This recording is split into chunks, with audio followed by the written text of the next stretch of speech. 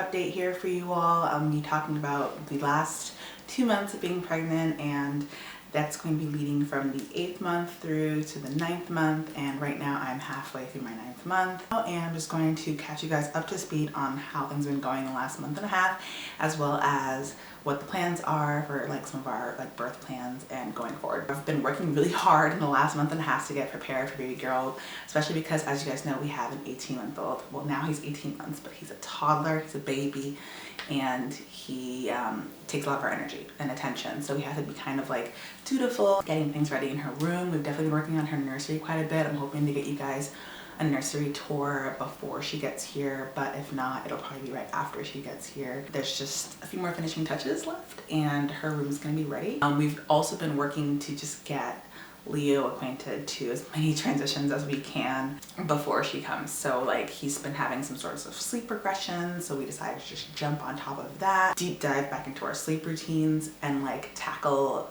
doing the toddler crib at the same time, just because we're like, well, he seems to be itching towards wanting to do it anyway, and I don't want to wait till like we have a 2-month-old to do so. So he's in his toddler crib as of last night, and he really likes it, you guys. I went ahead and did some finishing touches on Leo's room too, in preparation for baby girl's arrival, and so as you guys know, I've been very busy getting bigger and bigger, and I'm like freaking out about not being able to be able-bodied enough to do their room. Pregnancy-wise, I've been feeling really good.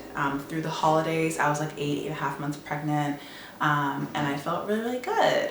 In the last like week or so, week and a half, I definitely felt 9 months pregnant. I felt like I'm at the end. I feel the weight of baby girl. I feel her getting heavier. I feel it like aches and pains coming in, and just like every single thing takes like a lot more effort and energy and time. I'm out of breath.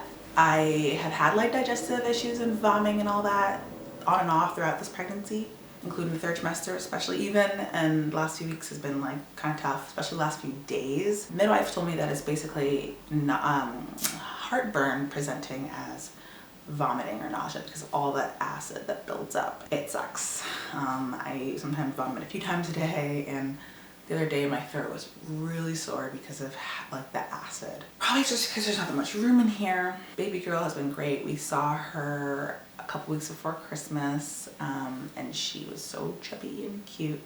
She's got cheeks and she's got full lips, and she's still just as shy and deliberately shy as she's been in all the other ultrasounds. She hides her face. She doesn't want anyone really to see.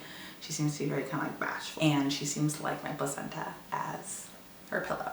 So in the pictures you can see the placenta is covering her eyes. That's because she's lying on it, and that's how she likes to sleep, is just like on one side of my belly, and she stays there. She's been there for weeks. So going forward, I'm not going to be making a hospital bag video. I'm not going to be talking too much about the birth plan, because we have a very specific approach we're taking. You can probably tell by the title. We are going to be doing a home birth. So we are planning to do a home birth, and as you guys know, with any birth plan, things can change. So of course, if anything arises, should any emergency arise, then we will treat it as such and head to the hospital. But the plan is to birth baby girl at home, and this is for like a few different reasons. Anyone who has watched my last birth story video, or any of my other feelings on pregnancy that I've been posting over the past few months, then you probably know that like I've had a lot of experience with being pregnant in the last 2 years. I've had 2 different pregnancies back to back, and they were completely different. I had attempted to do a natural birth with Leo at the birth center, and by the end of the pregnancy I was literally over it. So I got induced. The plan was, once things picked up on their own, I was supposed to head back to the birth center and birth baby naturally. It didn't end up happening that way. There ended up being a lot of intervention, not much progressing by hospital standards, and then baby was in distress, and I got an epidural, and it progressed more, but then I wouldn't dilate the last centimeter. Baby's heart rate dropped, and I had an emergency C-section. Things come up. You can't always plan to avoid emergencies, but there are a lot of preventative measures and ways to avoid interventions that I'm going to be taking with this pregnancy. So first of all, I'm not going to be doing any sorts of like sweeps or anything to try to get baby ready to come. I think there's this kind of attitude about trying to get baby out, or when are they coming, when are they coming, when are they coming? It's like when.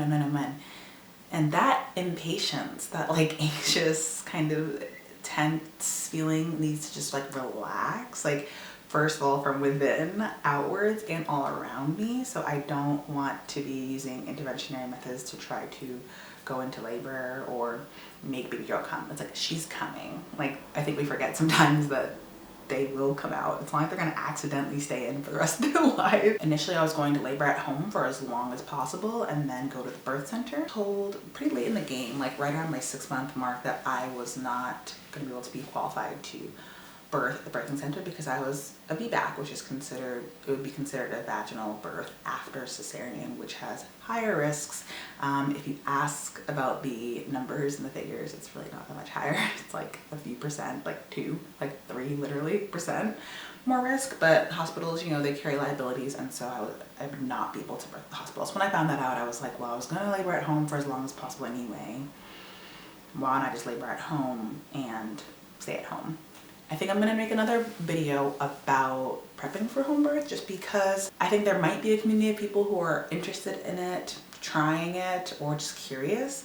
And there is a lot that goes into it that's not gonna fit into this video, that has to do with like cost, finding people, like a supportive team of caregivers who will carry you through this goal.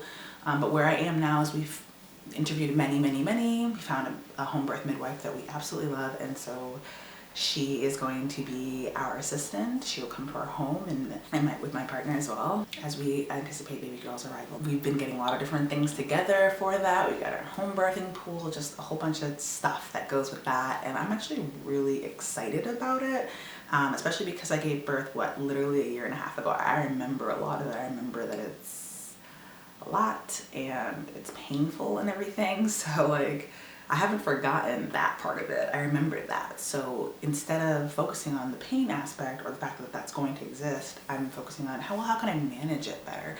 How can I be more well supported? How can I have my preferences and my comfort levels be really supported? So I'm excited that this time around, whilst I will be in pain, I will be laboring, I will be in the comfort of my home and helping to navigate and lead a little bit more rather than be told how. That is a kind of long-winded way of me to say, here we are, we're waiting for baby girl, and we are so excited to meet her. That leads me to the belly shot. Do you guys like my really fancy pants here? You guys see like her foot kind of like poking out a little bit. Basically 38-week belly because I'm 38 weeks tomorrow.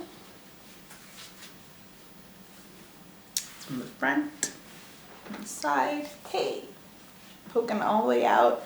Belly button poking all the way out. And here's the belly of the shirt up. You guys can see all my glorious stretch marks from Leo. Can't wait to meet you. So excited to see her and so excited to show you guys her. Keep an eye out for other videos that are coming very soon, and I'll see you in the next one, guys.